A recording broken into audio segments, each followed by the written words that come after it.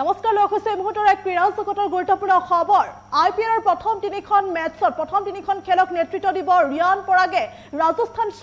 ৰয়েলছে এতিয়া আনুষ্ঠানিকভাৱে এই কথা ঘোষণা কৰাৰ পাছতে এতিয়া সমগ্ৰ অসমবাসী এতিয়া আনন্দিত হৈ পৰিছে আৰু সমান্তৰালকৈ পিতৃও আনন্দিত হৈ পৰিছে যিহেতু আসতে জানিব পৰা গৈছে যে আইপিএলৰ প্ৰথম তিনিখন মেচত সঞ্জু চেমছনৰ সলনি ৰিয়ান পৰাগে দিব নেতৃত্ব গতিকে আজি এই ঘোষণা কৰা হৈছে ৰাজস্থান ৰয়েলছৰ তৰফৰ পৰা এই আনুষ্ঠানিক ঘোষণাৰ পাছতে এতিয়া সকলো উৎফুল্লিত হৈ পৰিছে আনন্দিত হৈ পৰিছে অসমবাসী আনন্দিত হৈ পৰিছে অসম সন্তান ৰিয়ান পৰাগৰ যি সফলতা বা ৰিয়ান পৰাগে যি অধিনায়কৰ দায়িত্ব দিয়া হৈছে ৰিয়ান পৰাগক যি খবৰ ৰাজস্থান ৰয়েলছৰ তৰফৰ পৰা আনুষ্ঠানিকভাৱে ঘোষণা কৰা হৈছে তাৰ পাছতে এতিয়া সমগ্ৰ অসম সকলো ক্ৰীড়াপ্ৰেমী সকলো ক্ৰিকেট অনুৰাগী আছে আনন্দিত হৈ পৰিছে সমান্তৰালকৈ পিতৃও আনন্দিত হৈ পৰিছে পৰা পৰিলক্ষিত হৈছে আৰু লগতে পিতৃ আনন্দিত হৈ পৰিছে আৰু লগতে ৰিয়ান পৰাগৰ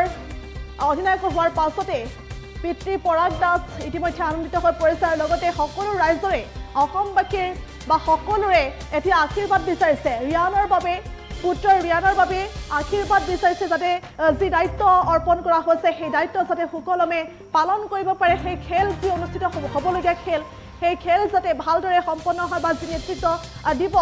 সঞ্জু চেমছনৰ সলনি ৰিয়ান পৰাগে যি নেতৃত্ব দিব সেয়া যাতে সেই যি দায়িত্ব অৰ্পণ কৰা হৈছে সেই দায়িত্ব যাতে সুকলমে পালন কৰিব পাৰে সেয়া আচলতে আশীৰ্বাদ বিচাৰিছে ৰাইজৰ পৰা পিতৃও আশীৰ্বাদ বিচাৰিছে পিতৃ পৰাগ দাসে আশীৰ্বাদ বিচাৰিছে আৰু এতিয়া সকলো উৎফুল্লিত হৈ পৰিছে আমি পুনৰলৈ কৈছোঁ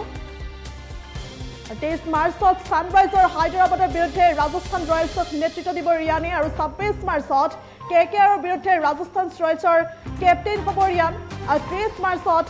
CSKৰ বিৰুদ্ধে খেলিব লগা যি হাই ভল্টেজ খেল সেই খেলখনৰো ৰাজস্থান ৰয়েলছত নেতৃত্ব দিব ৰিয়ানে গতিকে তেনে সময়ছোৱাত আচলতে এতিয়া নেতৃত্ব দিব আৰু এতিয়া সকলো উৎফুল্লিত হৈ পৰা পৰিলক্ষিত হৈছে আৰু উল্লেখ কৰিব লাগিব যে ফেব্ৰুৱাৰী মাহত ইংলেণ্ডৰ বিৰুদ্ধে খেলা T20 শৃংখলাত আঙুলিত আঘাতপ্ৰাপ্ত হৈছিল অধিনায়ক সঞ্জু চেমছন আৰু আঙুলিত আঘাতপ্ৰাপ্ত হৈছিল আৰু যাৰ বাবে বাকী শৃংখলাৰ পৰা আঁতৰি থকাৰ পৰামৰ্শ প্ৰদান কৰা হৈছিল সঞ্জু চেমছনক আৰু সম্প্ৰতি পৰৱৰ্তী পৰ্যায়ত আঙুলিৰ অস্ত্ৰোপচাৰো কৰা হৈছিল সঞ্জু চেমছনক আৰু তাৰ পাছতে এতিয়া এই দায়িত্ব দিয়া হৈছে ৰাজস্থান ৰয়েলছৰ তৰফৰ পৰা সেই আনুষ্ঠানিক ঘোষণা কৰা হৈছে যে আগন্তুক যি খেল হ'বলগীয়া আছে আইপিএলৰ প্ৰথম তিনিখন খেল গতিকে সেই তিনিখন খেলত নেতৃত্ব দিব ৰিয়ান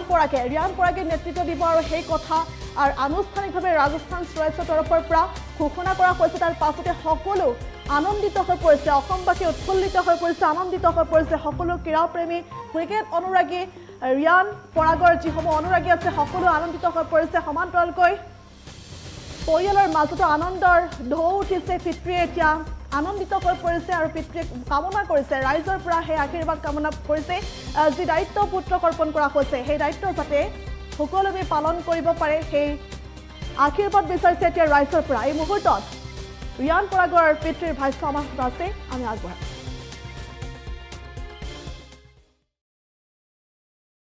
ভাল হোৱাটো সকলো আকৌ সেই বস্তুটো চেম বস্তুটো ৰিপিটে হ'ব আজি লাষ্ট 7 years পৰা 6 years পৰা খেলি আছে আকৌ এইটো ৰিপিট হ'ব ৰিপিটটো যাতে আকৌ ভালকৈ হয় যেনেকৈ লাষ্ট ইয়াৰ যেনেকৈ গৈছিলে সেনেকৈ যদি ৰিপিট হয় আৰু ভাল লাগিব কি আৰু যদি চিজনটো তাকেতো কৈছোঁ তাত বাহিৰে মানে কি আৰু যদি ক'বলগীয়া যায় মানে যেতিয়া ভাল হোৱাটো সকলো বিচাৰে কিন্তু এতিয়া চিজন কেনেকৈ যায় কেনেকুৱা যায় কোনো ক'ব নোৱাৰে এতিয়া চাওঁ আগন্তুক মেচবিলাকত অলৰেডি সেই প্ৰিপেৰেশ্যন আৰম্ভ কৰি আছে অলমষ্ট ফিনিছৰ ফালে আহিছে এতিয়া যদি মেচকেইখন যদি ভালে যায় তেতিয়াহ'লে ডেফিনেটলি ভাল লাগিব যদি ভালে যায় তেতিয়াহ'লে ভাল লাগিব অকল আমাৰ কাৰণে নিজৰ এজ পেৰেণ্টছ বুলি নহয় গোটেই অসম তথা নৰ্থ ইষ্টৰ কাৰণে প্লাছ ইণ্ডিয়ান চাৰ্কিটৰ কাৰণে সেইটো এটা ভাল নিউজ এটা হ'ব বুলি ভাবোঁ আকৌ সেই বস্তুটো চেম বস্তুটো ৰিপিটে হ'ব আজি লাষ্ট 7 years পৰা 6 years পৰা খেলি আছে আকৌ এইটো ৰিপিট হ'ব ৰিপিটটো যাতে আকৌ ভালকৈ হয় যেনেকৈ লাষ্ট ইয়াৰ যেনেকৈ গৈছিলে সেনেকৈ যদি ৰিপিট হয় আৰু ভাল লাগিব কি আৰু যদি চিজনটো তাকেতো কৈছোঁ তাত বাহিৰে মানে কি আৰু যদি ক'বলগীয়া যায় মানে যেতিয়া ভাল হোৱাটো সকলো বিচাৰে কিন্তু এতিয়া চিজন কেনেকৈ যায় কেনেকুৱা যায় কোনো ক'ব নোৱাৰে এতিয়া চাওঁ আগন্তুক মেচবিলাকত অলৰেডি সেই প্ৰিপেৰেশ্যন আৰম্ভ কৰি আছে অলমষ্ট ফিনিছৰ ফালে আহিছে এতিয়া যদি মেচকেইখন যদি ভালে যায় তেতিয়াহ'লে ডেফিনেটলি ভাল লাগিব যদি ভালে ভালে যায় তেতিয়াহ'লে ভাল লাগিব অকল আমাৰ কাৰণে নিজৰ এজ পেৰেণ্টছ বুলি নহয় গোটেই অসম তথা নৰ্থ ইষ্টৰ কাৰণে প্লাছ ইণ্ডিয়ান চাৰ্কিটৰ কাৰণে সেইটো এটা ভাল নিউজ এটা হ'ব বুলি ভাবোঁ যিকোনো খবৰৰ বাবে যোগাযোগ কৰক 7099017330 লগতে 7099017110 নম্বৰত